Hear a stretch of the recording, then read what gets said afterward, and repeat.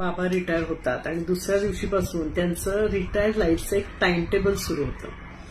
Morning walk, मग हातात गरम गरम चहाचा कप, मग निवांत पेपर वाचन, आयुष्यभर विचारांनी थंड डबा खाल्लाय असं म्हणून त्यांना त्यांच्यासाठी गरम गरम पोळ्या, दुपारची वामकुक्षी, संध्याकाळी गार्डनमध्ये राऊंड, मित्रांशी गप्पा टप्पा, असं त्यांचं आरामदायी सुखकर रिटायर्ड लाईफ सुरू होतं. सायमल्टेनियसली आई रिटायर होते आणि तिचं वेगळ्या पद्धतीने लाईफ चालू होतं. घरातल्या अनेक जबाबदाऱ्या आपसूक तिच्या अंगावर येऊन पडतात. नातवंडांना बघणं, आलं गेलं बघणं, किराणा, भाज्या, इस्त्रीवाला, कितीतरी गोष्टी ती ताबडतोब आपल्या अंगावर घेते आणि करू लागते. बाबांचं आयुष्य सुखकर करण्यासाठी आईच्या आयुष्यातली दगदग वाढते.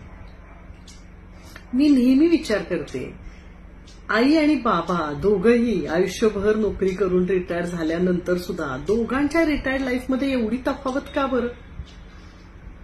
दोघांनाही आरामाची गरज आहे.